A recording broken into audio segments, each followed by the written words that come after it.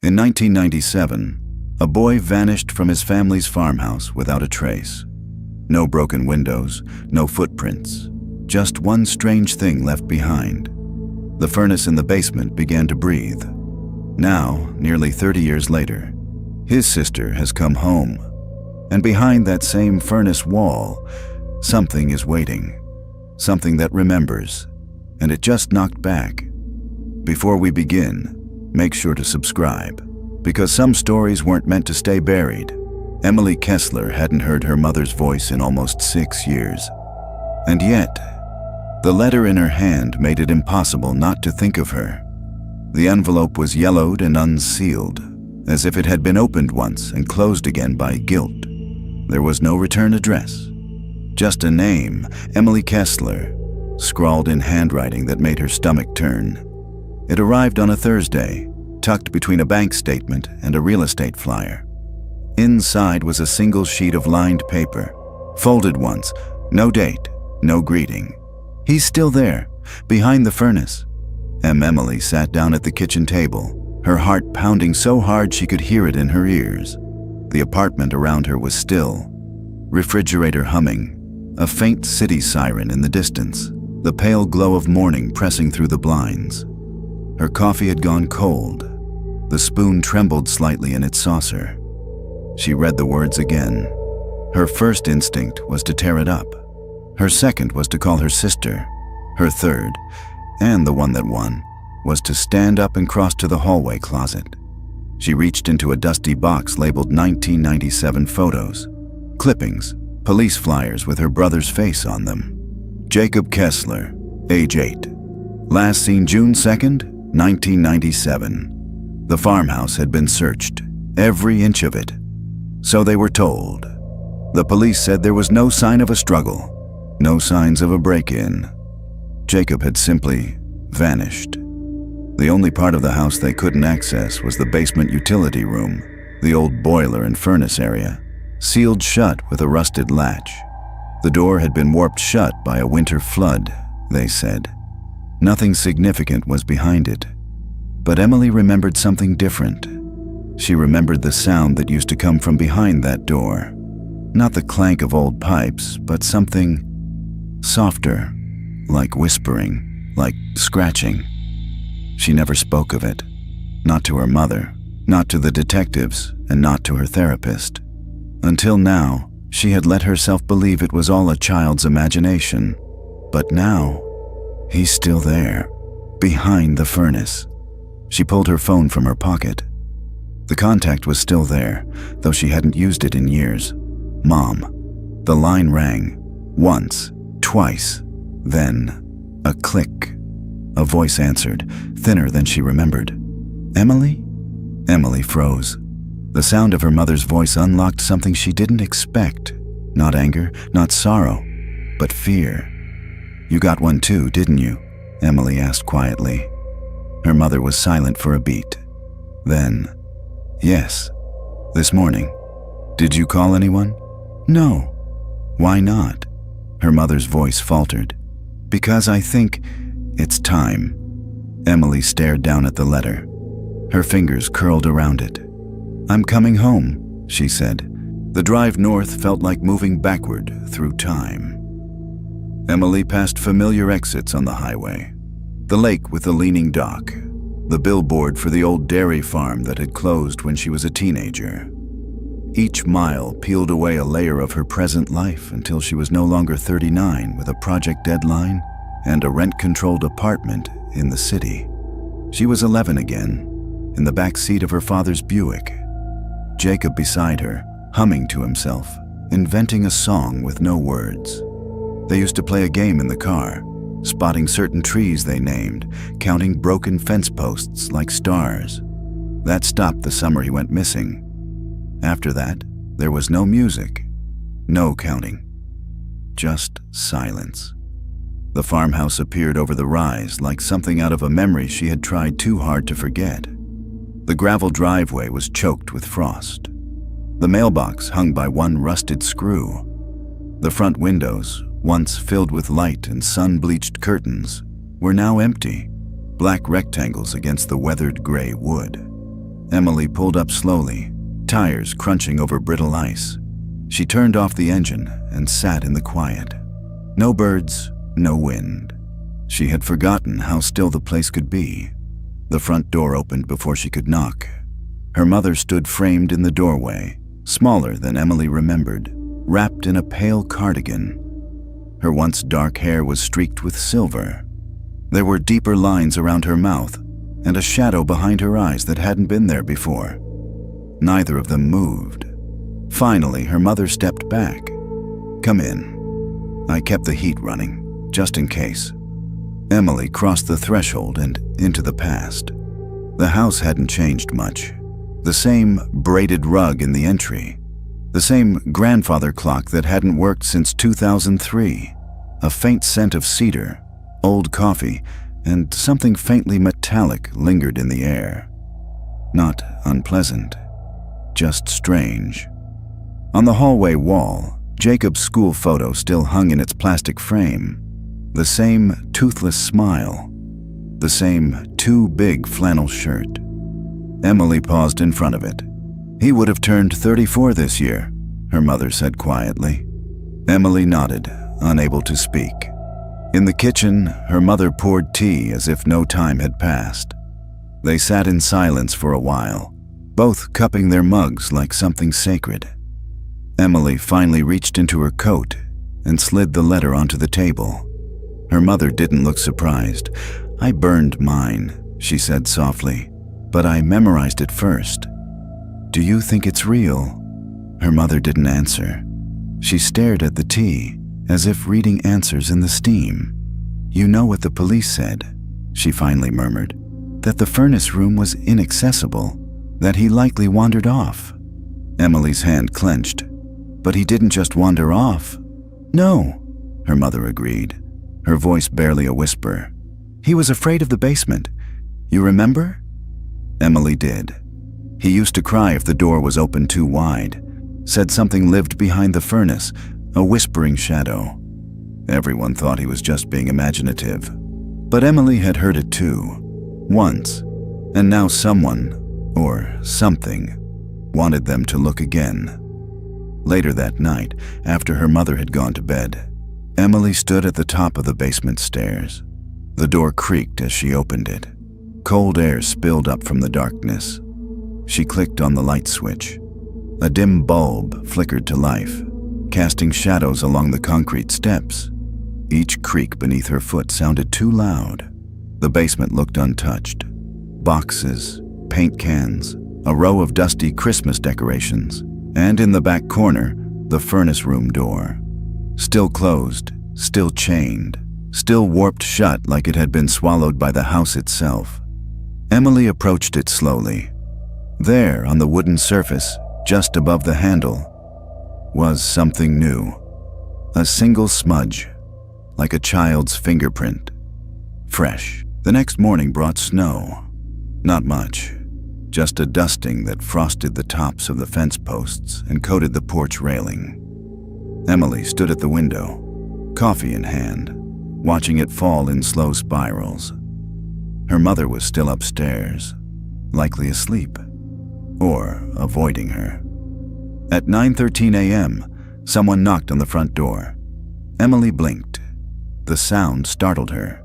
The house was so far off the road, visitors were rare, especially in winter. She opened the door cautiously. An older man stood there in a tan parka, wool gloves, and a faded twins cap. His breath curled in the cold air. His eyes were kind but sharp. "Emily Kessler?" he asked. "Yes?" He smiled faintly. "Didn't think you'd remember me. I'm Walt Henderson. I live up on Ridge Lane. Your dad and I played high school baseball together. I helped board up the place after everything." She stared for a moment. The name clicked. Walter, the neighbor who used to give them extra tomatoes in the summer.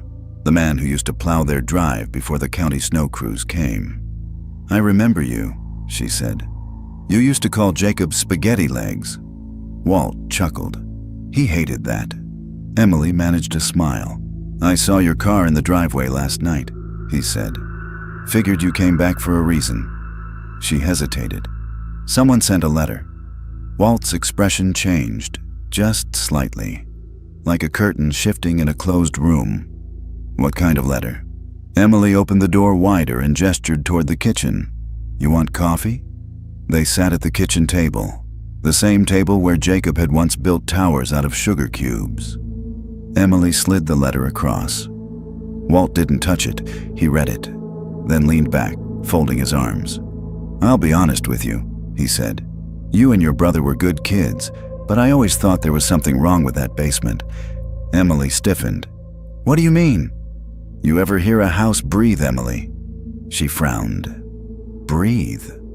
I know it sounds strange, he said, but I used to help your dad with a furnace. Every fall, right before the freeze. There was something about that room. It was too warm, always, even with the heat off. And when you stood by the back wall, it felt hollow. Emily's fingers gripped her coffee mug. Hollow? Walt nodded, like there was space behind it. I told your dad once. He just smiled, said the house had secrets. Her voice came out low. And then Jacob went missing. Walt looked at her steadily. I never believed he ran off. Kids don't run without shoes, not in this part of Minnesota. Emily swallowed hard. The furnace room is still sealed. You should have someone look at that wall. She nodded slowly. Walt reached into his coat and pulled out a folded newspaper clipping, yellowed, brittle. He laid it on the table. It was a short article, dated June 5th, 1997. Title, Local Boy Still Missing. But someone had circled something in red ink. A name. Michael Halbrook, age 56. Maintenance contractor, previously employed by the Kessler family. Reported missing 2 days after Jacob. Emily's heart dropped. I don't remember this, she whispered. Most people don't, Walt said. But 2 people went missing that week, not 1. Later, as Walt left, Emily stood at the door watching his figure disappear down the snowy path. She returned to the kitchen and picked up the article again, reading the name over and over. Michael Halbrook. The name meant nothing to her, but maybe it meant something to the house. She glanced toward the basement. She didn't know what she'd find behind the furnace, but she no longer believed she'd find only memories. The snow kept falling through the afternoon, softening the roof lines, blanketing the past in white. Emily sat at the dining room table with the old family photo box open before her, photographs and clippings scattered like pieces of a forgotten map. The name Michael Halbrook echoed in her mind. She had spent an hour going through the newspaper archive online, trying to find more. Nothing. One article, one mention.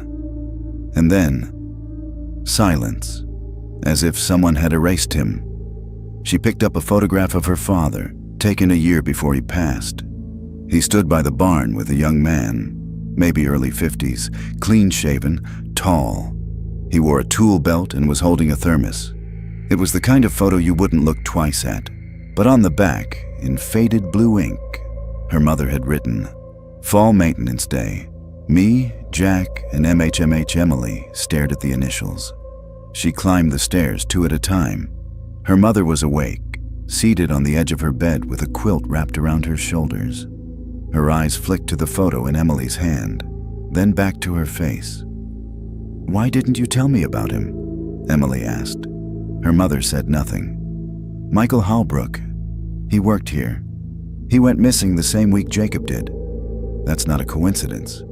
Her mother looked older in the light, thinner, almost translucent, like someone who'd been worn down from the inside. We never knew for sure he was missing, she said finally. He was a quiet man, came twice a year to service the furnace and water heater, never stayed long. Then one year, he didn't come back. Emily sat beside her. You wrote his initials on this photo. I shouldn't have. Why? Her mother looked out the window. Because I didn't want to remember what he said the last time I saw him. Emily waited. It was 3 days before Jacob disappeared, she said. He came early, said something was off in the furnace room. Not mechanical, atmospheric. Said it felt like the house was breathing. Emily's chest tightened. Walt said the same thing. Her mother nodded slowly. Your father laughed it off. Thought Michael was eccentric, but Michael wasn't the type to scare easy. That night he came back, unannounced. Said he wanted to take another look. Jack told him no. Said we'd wait until fall. And then Jacob. Her mother closed her eyes. And then everything changed. That night, Emily couldn't sleep. She wandered the halls, touching picture frames, opening drawers, searching for anything else that might connect the threads. In her father's old desk, she found a thick manila folder labeled Property, Kessler Farm.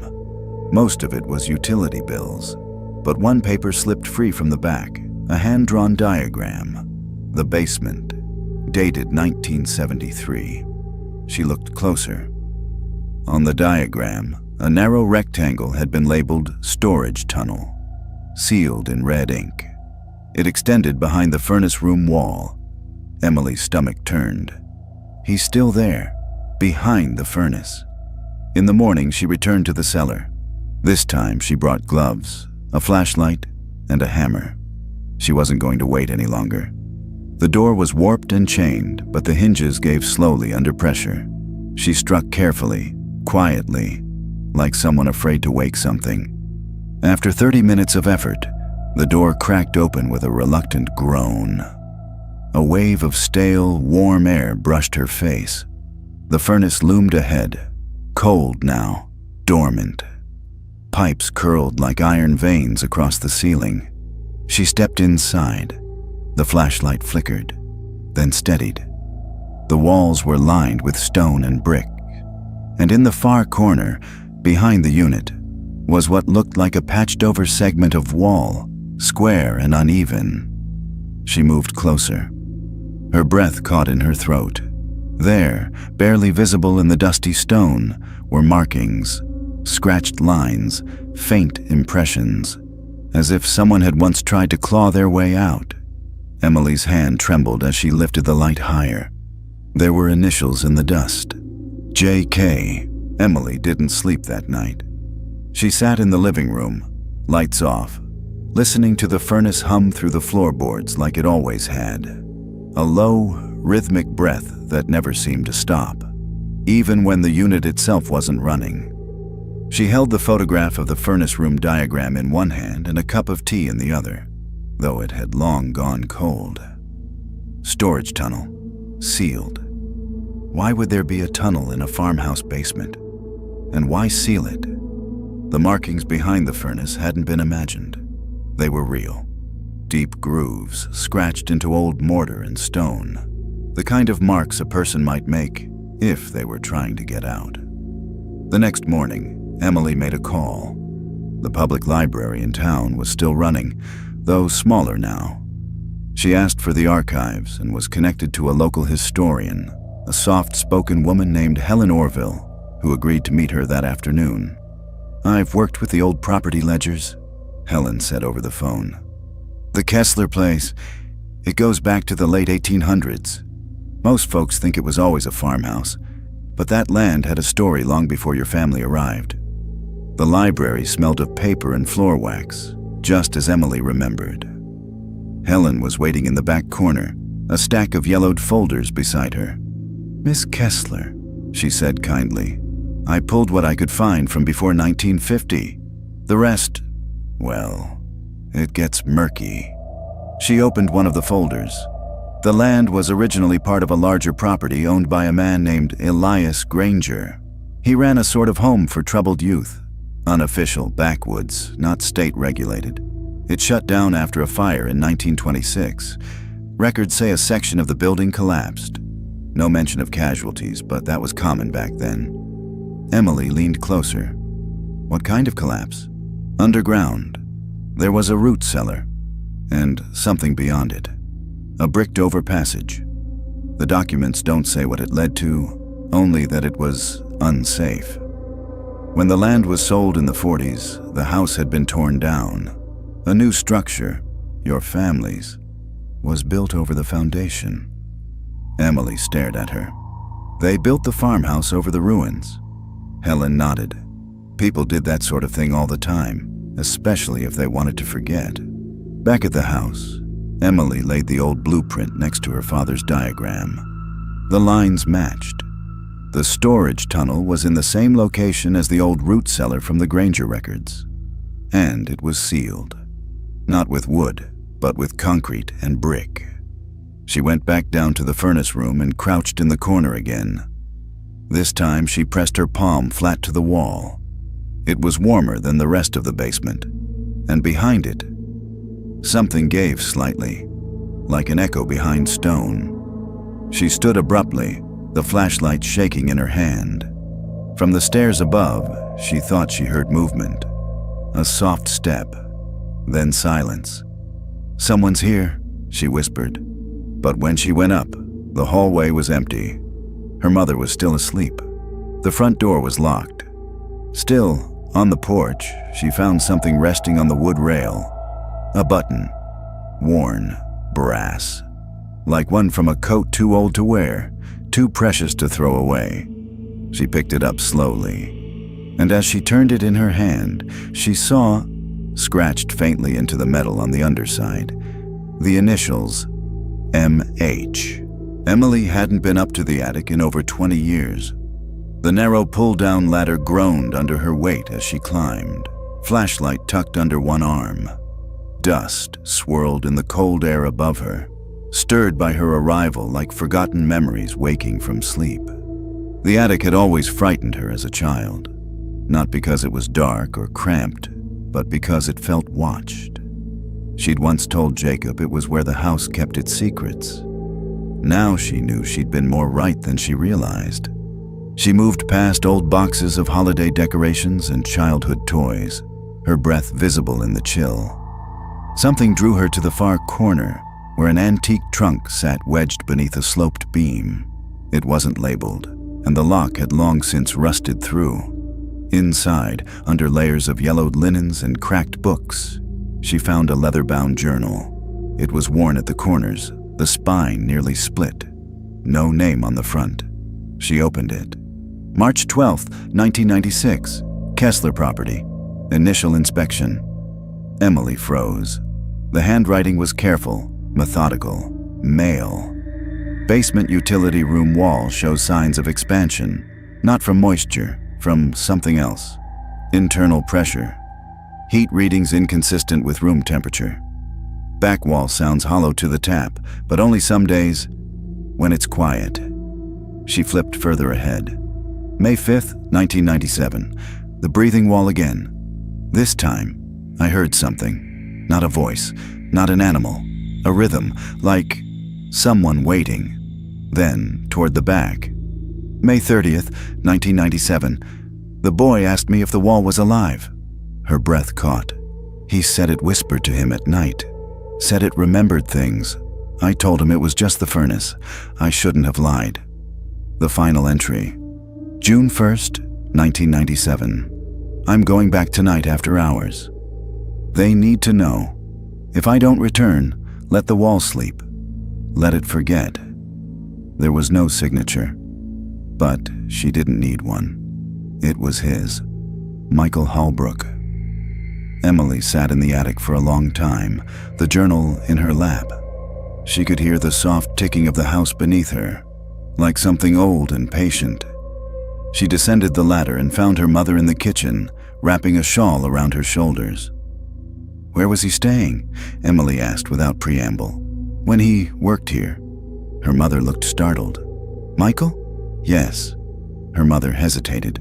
We had a guest room back then, in the west hallway. Emily turned without a word and headed down the narrow corridor she hadn't walked in decades. The west hallway had always felt colder than the rest of the house, though her father said it was just poor insulation. She opened the door to the guest room. The mattress was gone, the curtains moth-eaten, but the space felt heavy, as though time still lived here, untouched. There was a bookshelf against the wall, mostly empty, except for one object, a small toy, a carved wooden figurine, a boy holding a lantern. Jacob's. She remembered it. He'd lost it the week before he disappeared. Said it had been taken. Emily picked it up slowly, turned it over. There was something scratched into the base. Still here. That night, she dreamed of the furnace, of warm stone and shallow breath, of scratching, not frantic, but deliberate. And in her dream, Jacob's voice whispered, "It doesn't want to be forgotten." The next morning, the snow had stopped. The sky above the farmhouse was pale, almost colorless. The kind of cold that settled into the ground and didn't leave for weeks. Emily stood in the driveway with a set of keys in her pocket and a folded note in her hand. Walt Henderson arrived just after 10. He pulled up in his old pickup, stepped out with a crowbar and a canvas bag of tools, and gave her a firm nod. "You sure about this?" he asked, tightening his gloves. "No," she said, "but I need to know." Walt didn't press further. He followed her through the house and down the basement stairs in silence, the heavy steps creaking beneath his weight. Emily unlocked the furnace room door and stepped aside. The air inside was even warmer than before, not like a furnace room, more like a greenhouse left in direct sun. It felt wrong. Walt moved slowly, assessing the wall behind the unit. "This is newer than the rest," he said, tapping the bricks with the butt of his flashlight. "Different mortar, poured over something. And here," he pointed to the edge, "these bricks weren't laid by a professional. Someone patched this up fast." Emily nodded. "There's a tunnel behind it, an old one, from before the house was built." Walt raised an eyebrow but didn't question her. He crouched to unpack his tools. Then the light shifted. Emily stepped back instinctively as the shadows on the wall seemed to ripple, not from her movement, not from the flashlight, but from within the wall itself. Walt paused. "Did you see that?" "I did." The air grew thick, not warm now, but dense, like the oxygen had been drained. Then a sound, software faint, like breath. Emily leaned in just slightly, heart pounding, and then knock, once, from inside the wall. She stumbled back, a cry caught in her throat. Walt froze, crowbar half raised. "That wasn't us." They stared at the wall in stunned silence. "Still here," the words from the figurine echoed in her mind. "He's still there." Walt recovered first. "That's not the furnace, and it's not the pipes." Emily's voice shook. "Do we open it?" Walt glanced at the tools, then back at the wall. "If we do, we don't do it alone." They went upstairs, locking the basement door behind them. Her mother sat in the parlor, knitting something that wasn't growing. Her hands moved out of habit now, not purpose. Emily sat across from her. "Did you hear it?" Her mother looked up, and for a moment, the distance in her eyes vanished. "I've heard it every night since the letter came," she whispered. Emily's breath caught. "Why didn't you say anything?" Her mother folded the half-finished scarf in her lap. "Because part of me thought it was Jacob." Emily didn't speak. "He used to talk about the wall," her mother said. "He said it listened to him, said it held memories. I thought he was dreaming. But maybe it was remembering him too." A long silence. Then her mother reached out and took Emily's hand. "If you're going to open it," she said, "do it before the next full moon. That's when it's strongest." Emily's eyes widened. "What is?" Her mother looked at her. "Whatever it is that remembers." That night, Emily sat by the basement door with a journal open in her lap. The pages seemed to breathe with her. "Let the wall sleep," Halbrook had written. But the wall wasn't sleeping anymore. It was waiting. Emily didn't dream that night. Not in the usual way.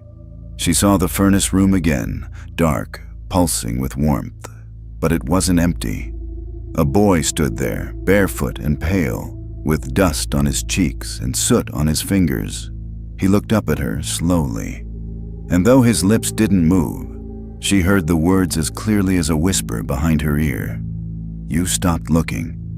Emily jolted awake, the sound of the words still hanging in the quiet. The bedside lamp was off. She reached for it, flicked the switch. Nothing. The power was out. She stumbled into the hallway. The old clock wasn't ticking. The thermostat screen was blank. Downstairs, her mother stood near the window, wrapped in a robe. Emily's voice was hoarse. "Power's down." Her mother nodded. "It started with the lights flickering, then the heater went. Now everything's quiet." Emily paused. "Did you hear anything else?" Her mother's hand tightened around her robe. Footsteps on the stairs. They both looked at the basement door. It was still locked. Still. But the silence in the house had changed. Not peace. Something closer to waiting. Later that morning, Walt returned with a headlamp, a thermal scanner, and 2 heavy-duty lanterns. "I brought salt too," he said, only half joking.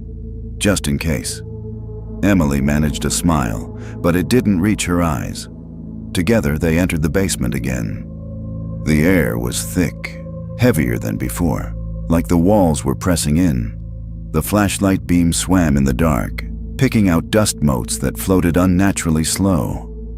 Walt scanned the wall with the thermal gun. His brow furrowed. "It's hotter than the rest of the room, by a lot. Something's radiating behind it." "Like a furnace?" Emily asked. "Number, this isn't mechanical heat. This feels residual. Like the wall is remembering something warm." Emily shivered. They unpacked tools in silence. The first strike came slow, a crowbar wedged into the brick line. The mortar cracked. A sudden gust of warm air rushed from a hairline fracture, strong enough to blow Emily's hair back. Walt dropped the tool. "That's not normal." The flashlight flickered. They both froze. Then, footsteps, light. Upstairs. Walt whispered, "Is your mom home?" Emily shook her head. "She left to get groceries." They waited, breathless. Another step, slow, deliberate. Then nothing. Walt grabbed the crowbar again. "Keep going," he asked. Emily looked at the wall, at the fresh crack running through its center. Behind it, she could almost hear breathing again, but slower now. Like something was aware of them. Like it had woken up. She swallowed hard. "Yes," she said. "We open it." That night, Emily found her bedroom window open, though she didn't remember opening it. There, on the windowsill, sat the wooden figurine of the boy with the lantern. Its head had turned. Now it faced inward, toward her. The next morning, they began breaking through the wall in earnest. Emily and Walt worked in shifts, slow, deliberate strikes that chipped away the thick, uneven mortar. Every crack released a strange, stale warmth, and with it came the smell of old dust, dry earth, and something else. Something sweet, like decaying wood soaked in syrup. Neither of them mentioned it. By midday, Walt dislodged a brick near the base, and behind it, for the first time, they saw it. Darkness. Not just a shadow, but a deep, unnatural void. Not the absence of light, but the presence of something older than silence. Emily leaned forward with her lantern. The beam revealed a short corridor, barely tall enough to crouch in, carved from rough stone. No finished walls, no bricks, just raw earth. She reached inside. Her fingers brushed something cool.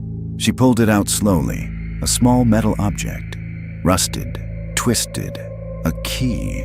Not modern, old, ornate, and hanging from it, rotted away to little more than threads, was the faint remnant of what once might have been ribbon. Walt held up the lantern and peered into the passage.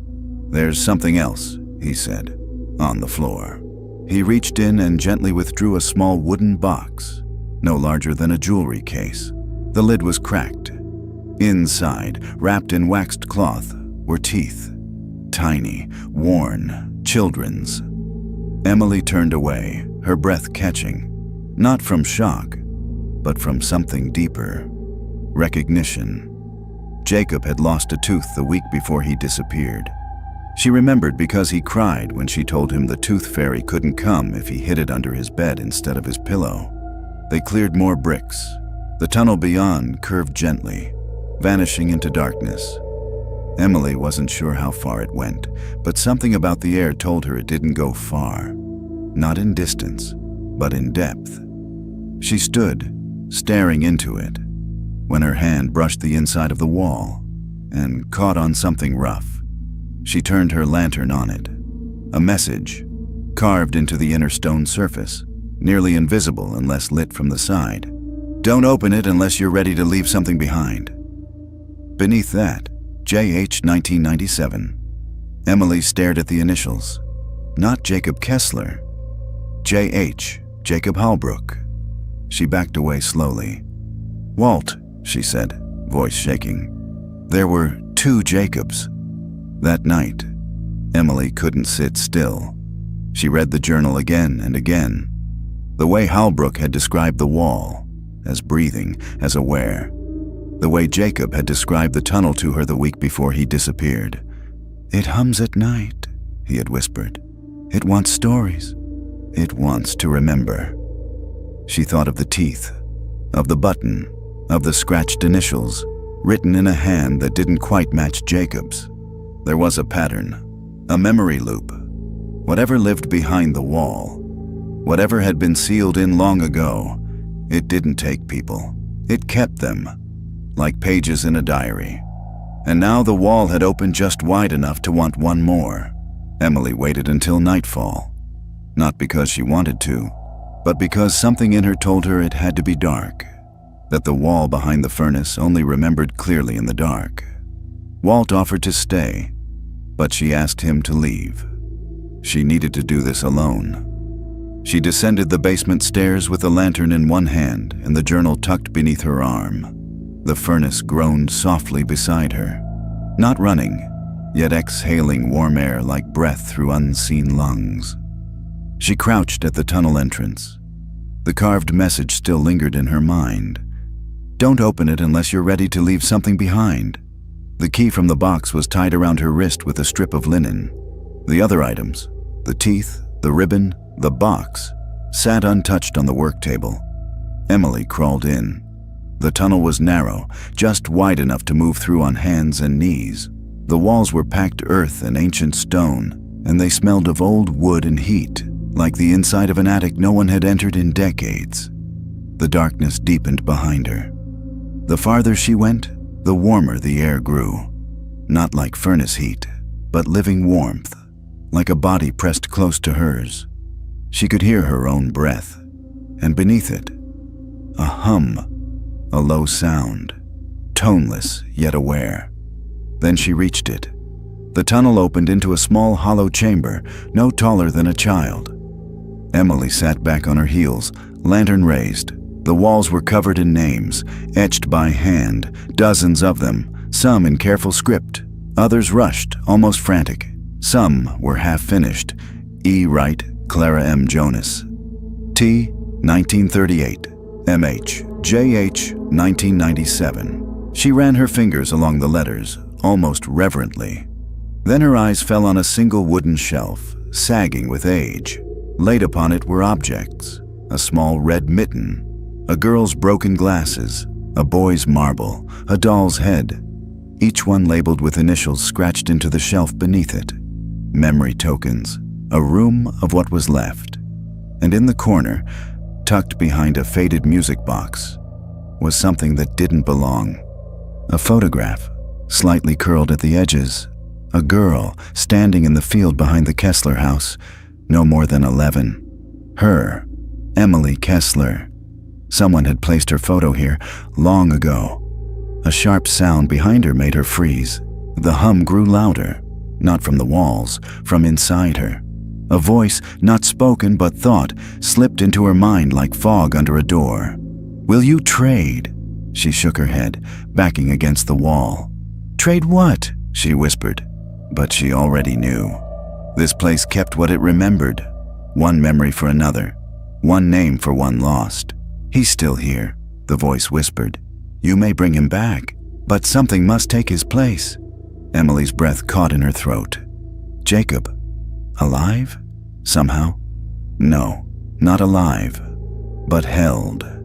preserved in the house's memory like a pressed flower. "Will you trade?" the voice asked again, and then, just for a moment, she heard Jacob's voice in her mind. "Please, I don't want to be forgotten." Emily clutched the photograph of herself. It wants a memory in return.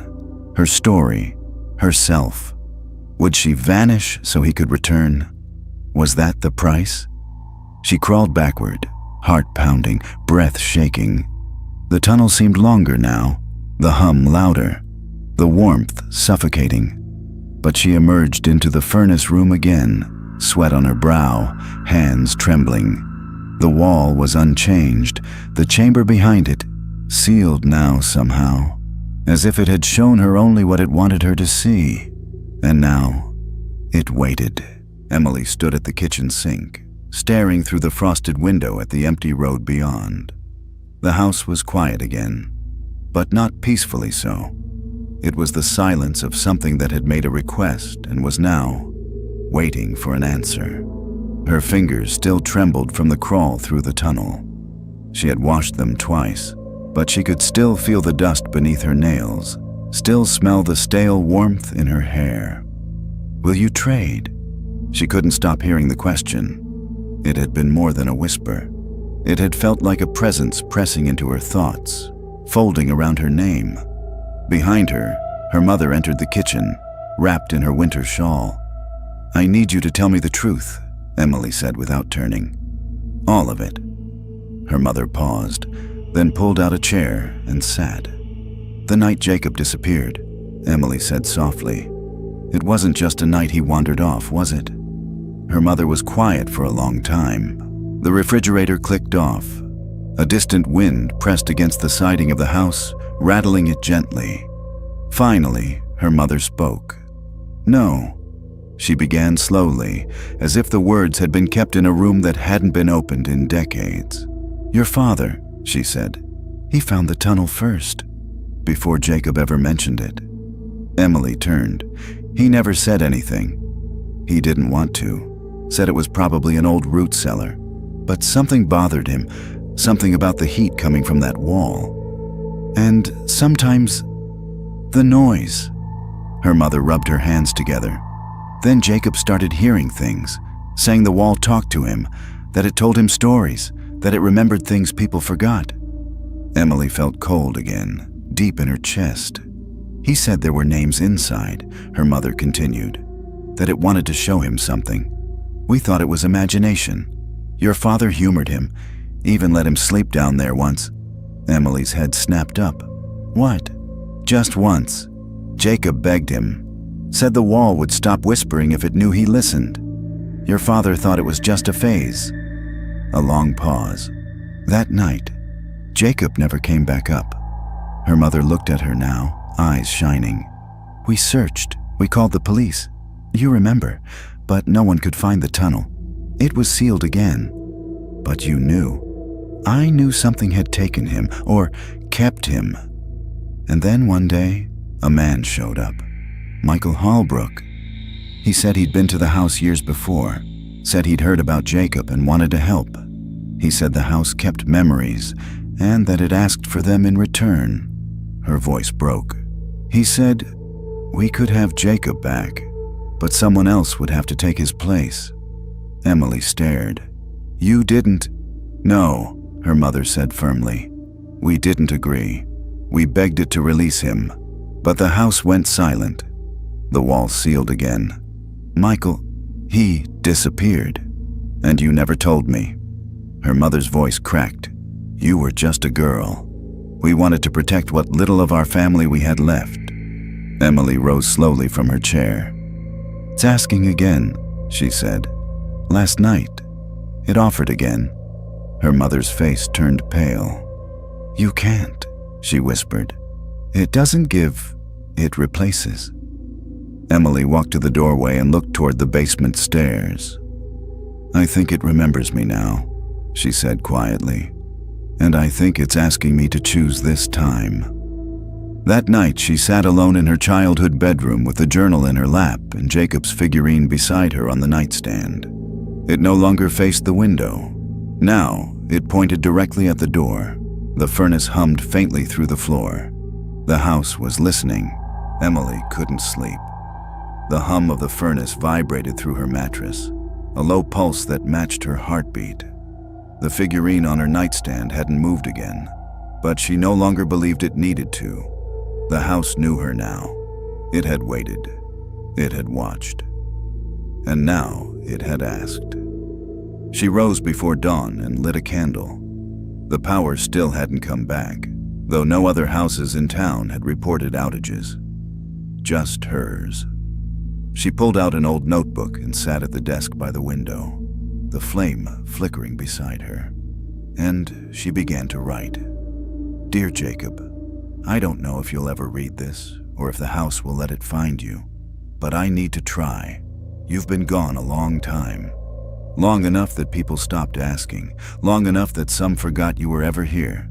But I didn't. I never stopped listening for your footsteps on the stairs. I used to blame myself for not staying with you, for not telling Mom and Dad that something about the basement wasn't right. But I was just a kid, and so were you. You were curious, brave, always trying to understand things no one else could. Maybe that's why it noticed you. Maybe that's why it chose you. But here's the truth. You are not forgotten. I remember the way you laughed when your glasses slipped down your nose. I remember how you collected those weird coins from cereal boxes.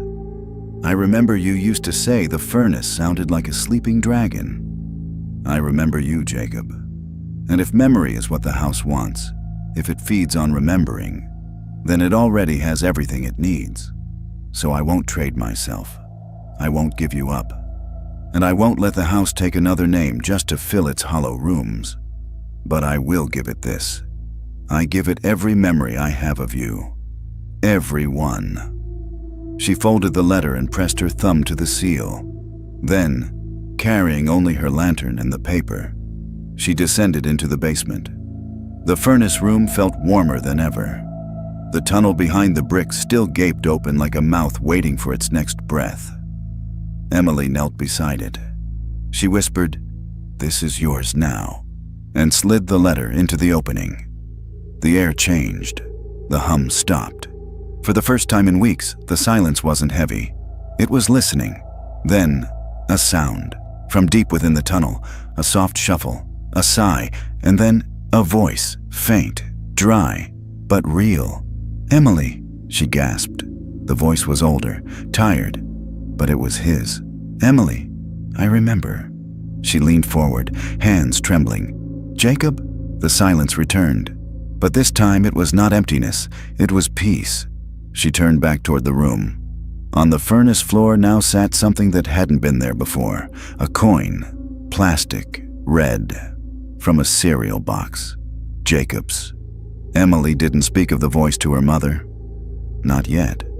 She kept the coin in her pocket, a piece of childhood plastic now heavier than anything she'd ever held. She turned it over again and again that morning, unable to stop herself from wondering. Had Jacob sent it? Or had the house returned it? Walt came back by midday, carrying a bundle of rope, a portable heater, and a wary expression. "You're pale," he said, setting things down by the door. "You sleep at all?" Emily shook her head. "It spoke to me last night." Walt paused. "It? I don't know what else to call it. But I heard my brother's voice. He said he remembered." Walt frowned. "That tunnel's more than a tunnel. You know that now, right? It's not just old stone. It's a memory," she finished. "It's a memory that doesn't forget." They descended into the basement, the air again oddly still. The furnace was silent now, cold. The heat had moved elsewhere. The tunnel was different, wider, no longer cramped and clawing. It had opened. Walt stared into it. "It's like it wanted us to come back." They entered together. The dirt walls gave way to smooth stone. The air was warm, but dry. The strange hum had softened, not gone, but calmer, like a heartbeat returning to rest. The chamber beyond hadn't changed, not in shape, but it had grown. New shelves lined the walls, new names, and beneath one shelf, Emily froze. Her name, E. Kessler. Beneath it, not a toy, not a ribbon, a page, torn from her letter. Only a single sentence remained. "You are not forgotten." Walt stepped beside her and looked down at the floor. "Emily." He pointed. She turned. In the center of the room, someone had placed something gently in the dust. A pair of worn, child-sized sneakers. Familiar. One of the laces was tied in a knot the way Jacob always did. His dragon loop, he called it. Emily dropped to her knees, a hand trembling as she reached out to touch them. Still warm, as if only recently worn. Then she noticed it. A faint outline in the dust behind them. Footprints, small, bare, leading deeper. "I think he's still moving," she whispered. Walt glanced around. "You think he's alive?" Emily shook her head. "Not like we think, but something of him is still here, and he's trying to show us something." They followed the prints carefully down a smaller tunnel, just wide enough to crouch through. The path twisted once, twice, then opened into a stone hollow with only one object inside, a wooden door. Old, warped. No frame, no handle, just a door standing upright in the dirt. Carved across the grain, barely legible. Below the name, "Memory Waits." Walt whispered, "You think this is it?" Emily nodded, but she didn't move to touch it yet. Something beyond the door stirred, not threatening, but guarded. As if the house wanted to make sure she was ready before it showed her what had never been meant to be seen. The door had no knob, just wood. Smooth, pale, slightly glowing with age. As if time had worn it gently, not harshly. As if even the years had known to tread softly here. Emily stood before it, her fingers hovering inches from its grain. Walt waited behind her, silent. He didn't ask if she was sure. They both knew this moment had been waiting since 1997. She pressed her palm to the wood. Warm. It opened not with a creak, but a hush, like pages turning in a forgotten book. And beyond it, light. Not bright, but soft. Gold-dusted, like early morning sun filtered through memory. The kind of light that knew how to be gentle with grief. Emily stepped through. It was a room, familiar yet impossible. A recreation of Jacob's childhood bedroom, down to the crooked poster of a spaceship on the wall, the cracked globe beside the bed, the drawer that never fully closed. The colors weren't exact, but her memory filled in the blanks. And there, sitting cross-legged on the floor, was a boy. Small, barefoot, hair tousled the same way it always had after sleep. He turned and smiled. "Hi, Em." Her knees gave and she dropped to the floor. "Jacob?" He looked older and younger all at once, his face still round with childhood, but his eyes, they held years. She tried to speak, but her voice failed. He tilted his head. "You wrote me a letter." I did. It helped. The wall doesn't whisper as much now, it listens." She moved closer. "How are you here? Why are you still—" He looked down at the floor. "I stayed. When the door opened that night, I thought I was supposed to. I thought it wanted stories." "You were a child." "So were you." He looked up again. "The house didn't want to hurt us, Em. It just wanted to remember. It was built from memory. It keeps what people forget." Tears blurred her vision. "I didn't forget you. I know. That's why it let you in." She looked around. "Is this where you've been? All these years?" "Part of me," he said. "Part of me's still where I left it." He reached behind him and lifted something from the floor. Her old necklace. The one she'd buried in the yard when he disappeared. A little charm shaped like a book. "I kept this," he said softly. "It reminded me of you." She took it slowly, holding it like it might vanish. "Jacob, can you come back?" He paused. The walls around them flickered. Not visibly, but in feeling, a memory shifting under pressure. He shook his head. "Not the way you hope. But," he said, "you can let me go." Emily's breath caught. "I don't want to lose you again." "You didn't lose me. I'm here. I'll always be here, in the stories you kept, in the memory you gave." He touched her hand gently. "Tell them about me. Not just how I left, but who I was." Behind them, the door pulsed once with golden light. The room around them began to fade, not violently, but gently, like mist burning off in morning sun. Jacob's smile didn't falter. "Time to let the house forget." Emily swallowed hard. "I love you," she whispered. "I know," he said. And then, he was gone. The door swung shut behind her. Walt caught her as she stumbled back into the tunnel, the photo of Jacob now in her hand. Only this time, he was smiling. A smile she'd never seen in the original photo. The photo remained warm in Emily's hands as she and Walt sealed the tunnel. No bricks this time, just a wooden frame and plaster, enough to hold back the memory. Enough to close the passage gently, not violently.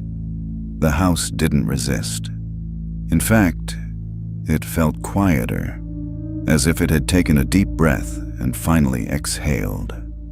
Emily placed the photo of Jacob on the mantel above the furnace. He smiled in it now, not with a haunting grin of a memory trying to escape, but with the soft, open joy of someone who had been remembered properly. That evening, while packing up her father's study, Emily opened a drawer she'd ignored for years. Inside was a letter, sealed, unmarked except for her name. She opened it slowly, expecting nothing, but the handwriting was unmistakable. Michael Halbrook. "Emily, if you're reading this, you found the tunnel. You heard the wall. I tried to understand it. I thought it was haunted. Then I thought it was sacred. Maybe it's both. Maybe it's neither. The house doesn't hold ghosts. It holds grief. It cradles what people were too afraid to carry. But you've done what no one else did. You listened without asking for anything in return. I couldn't save your brother, but you have. Not by pulling him back, but by letting him go. That's what the house wanted all along. Not a trade, a memory spoken aloud. Thank you, M.H." The next morning, Emily walked through the house one last time. She stood in Jacob's old room, sunlight slanting through the dusty blinds. The wind outside stirred the trees just enough to make them whisper against the windows. She whispered back, "You're free." Then she turned off the lights, locked the door, and stepped into the morning. Epilogue. 1 year later, the farmhouse was sold to a young couple with a child. They never opened the furnace room, and when their little boy asked who the smiling boy in the old photo was, the one left on the mantel, his mother simply said, he was someone who loved stories, and someone who was loved very much. The boy smiled, and the house stayed silent, but not empty, just at peace. Some houses hold echoes. This one held a boy, and now that he's remembered, the house can finally rest. If you believe some stories deserve to be told, subscribe, because silence should never bury the truth.